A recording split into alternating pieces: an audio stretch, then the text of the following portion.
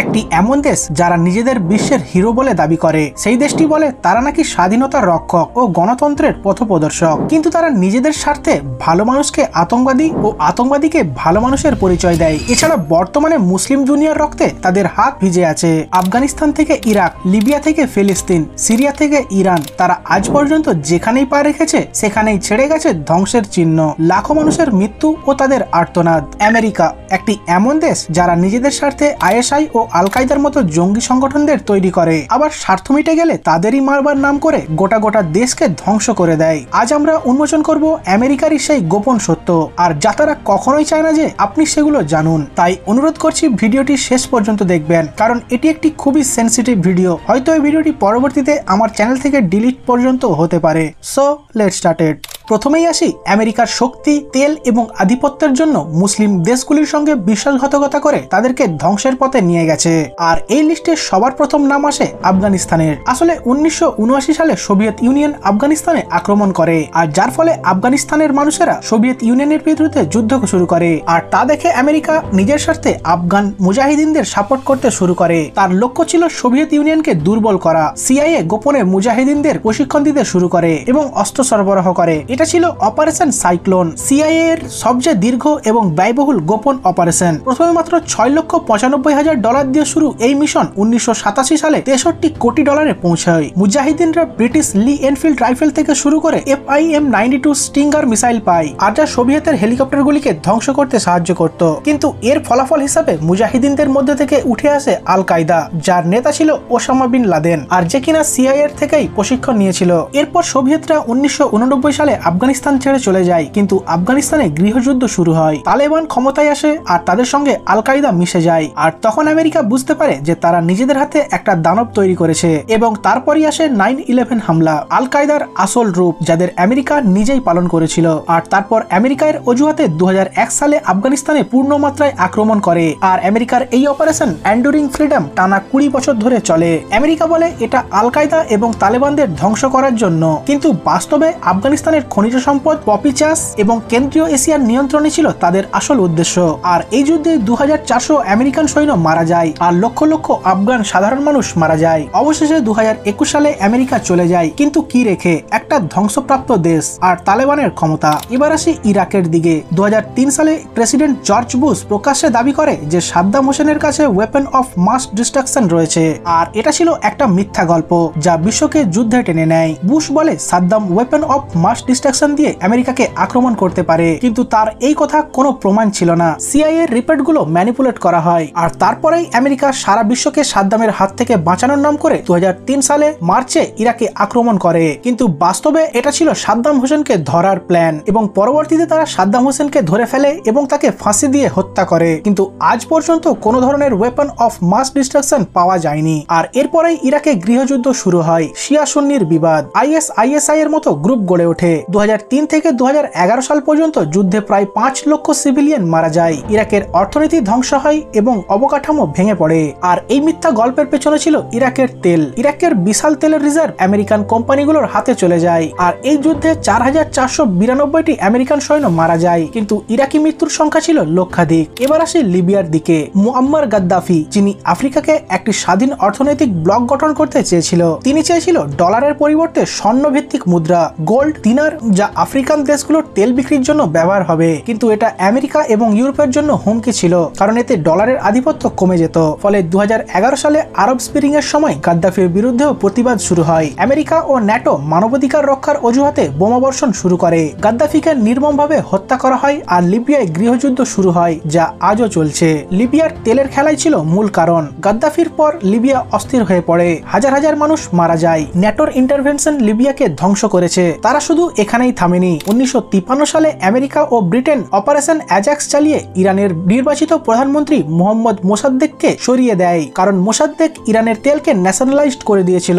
আর যা British oil কোম্পানির লাভ কমিয়ে দেয়। আর এই কুয়ের পর তারা শাহকে তাদের পাপেট সরকার হিসেবে বসিয়ে দেয়। কিন্তু পরবর্তীতে এই সরকার উত্থান হলেও আমেরিকা ইরানকে কখনোই শান্তিতে বাঁচতে দেয়নি। আমেরিকা ইরানকে ডেভেলপ না হতে দেওয়ার জন্য ইরানের সায়েন্টিস্টদের হত্যা করে চলেছে, যেমন মোহসিন ফখরিজাদে 2020 সালে হত্যা করা হয়। হয়, সাথে কাসেম সুলাইমানিকে হত্যা করা হয়। এছাড়াও তারা ইরানকে নিউক্লিয়ার সুপার পাওয়ার হতে দেবে না বলে বারবার ইরানের নিউক্লিয়ার সাইটগুলিতে আক্রমণ করে চলেছে। এমনকি আমেরিকা স্যাংশন দিয়ে ইরানের অর্থনীতি ধ্বংস করতে চায়। এমনকি তারা এখনো চেষ্টা চালিয়ে যাচ্ছে যে ইরানে একটি পপেট সরকার গঠন করার। এছাড়াও তারা বর্তমানে হওয়া ইসরায়েল প্যালেস্তিন যুদ্ধে ইসরায়েলকে ভরপুর অস্ত্র দিয়ে প্যালেস্তাইনের মুসলিমদের ধ্বংস করছে। বর্তমানে প্যালেস্তাইনের চারপাশে ধ্বংসস্তূপ, কান্না আর রক্ত। এই ছবিটা ফিলিস্তিনের দৈনন্দিন বাস্তবতা। 1948 সালে ইসরায়েলের জন্ম হওয়ার পর থেকে আজ পর্যন্ত আমেরিকা ইসরায়েলকে বিলিয়নস অফ ডলারের সামরিক সাহায্য দিয়েছে, আর যা প্রায় 300 বিলিয়ন ডলারেরও বেশি, আর যা ইসরায়েলের যুদ্ধ মেশিনকে চালিয়ে রেখেছে। 1951 সাল থেকে 2022 সাল পর্যন্ত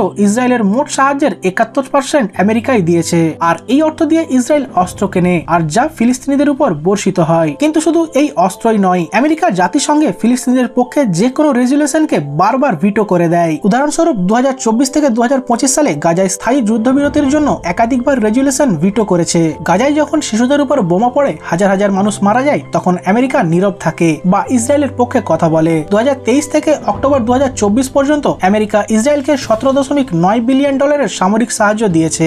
আর এই সাহায্য দিয়েই ইসরায়েল গাজার উপর অপারেশন চালায়, আর যা হাজার হাজার সিভিলিয়ানদের মারে। এছাড়াও আমেরিকা বর্তমানে সন্ত্রাস দমনের নাম করে টার্গেটেড কিলিং করছে। ইয়েমেন, পাকিস্তান, সোমালিয়ার মতো দেশগুলিতে আমেরিকা হাজার হাজার ড্রোন হামলা করছে।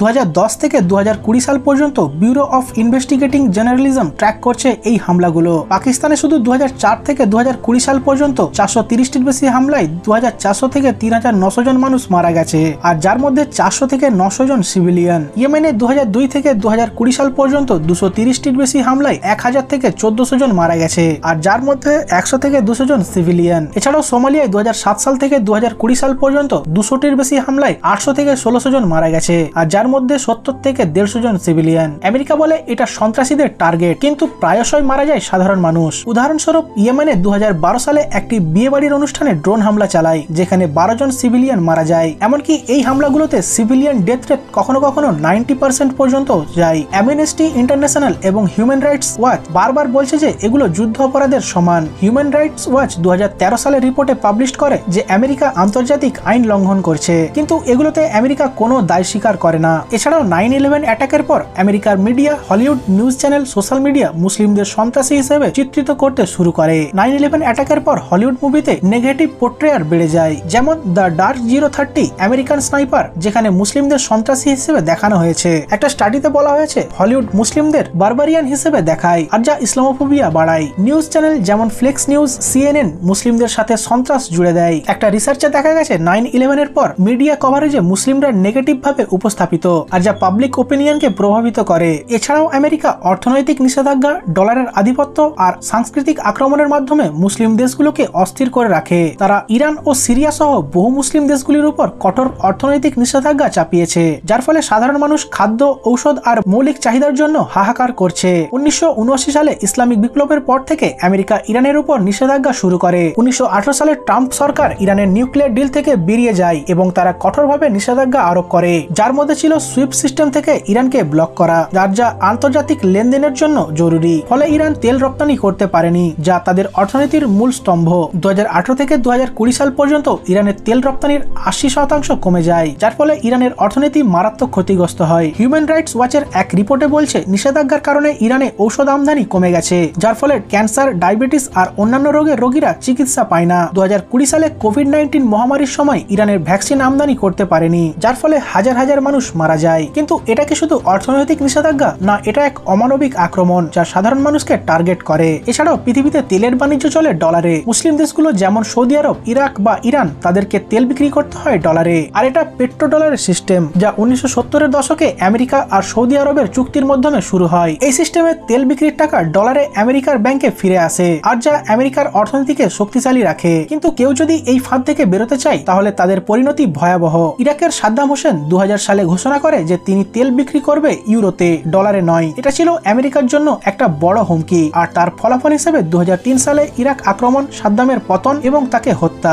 এভাবে লিবিয়ার মুআম্মার গাদ্দাফি গোল্ড দিনার নামের স্বর্ণভিত্তিক মুদ্রার প্রস্তাব দেন, আর যা তেল বাণিজ্যে ডলারের আধিপত্য ভাঙত। ফলাফল 2011 সালে ন্যাটোর হামলা, গাদ্দাফির নির্মম হত্যা। এই ডলার নির্ভরতা মুসলিম দেশগুলোকে আমেরিকার অর্থনৈতিক কৃতদাস করে রেখে দিয়েছে। তারা তেল বিক্রি করে ডলার পায়, কিন্তু সেই ডলার আমেরিকার ব্যাংকে ফিরে যায় বা অস্ত্র কিনতে ব্যবহার হয়। যেমন সৌদি আরব তাদের তেলের ডলার দিয়ে আমেরিকা থেকে অস্ত্র কেনে, যা আবার মধ্যপ্রাচ্যের যুদ্ধে ব্যবহার করে। এটা একটা ফাঁদ যেখানে মুসলিম দেশগুলোর সম্পদ তাদের নিজেদের উন্নয়নের জন্য নয়, বরং আমেরিকার সাথে ব্যবহৃত হয়। কিন্তু এই সবারই ব্যতিক্রম সৌদি আরব, আমেরিকার সবচেয়ে কাছের মিত্র। সৌদি আরব বিশ্বের সবচেয়ে বড় তেল রপ্তানিকারক, আর আমেরিকার তার থেকে প্রতি বছর বিলিয়নস অফ ডলারের তেল কেনে। অস্ত্র বিক্রিতেও সৌদি আমেরিকার সবচেয়ে বড় কাস্টমার। 2017 থেকে 2021 সাল পর্যন্ত 100 বিলিয়ন ডলারের অস্ত্র চুক্তি করেছে তারা। আর এই লাভের জন্য আমেরিকা সৌদি আরবের অপরাধগুলোকেও উপেক্ষা করে। সৌদির মতো মিত্র থাকলে ন্যায়ের দাম কি? শুধু তেলের ব্যারেল আর অস্ত্রের কন্ট্রাক্ট। এই বন্ধুত্ব মুসলিম বিশ্বকে দেখিয়ে দেয় যে সৌদি কিভাবে মুসলিমদের সঙ্গে গাদ্দারি করছে।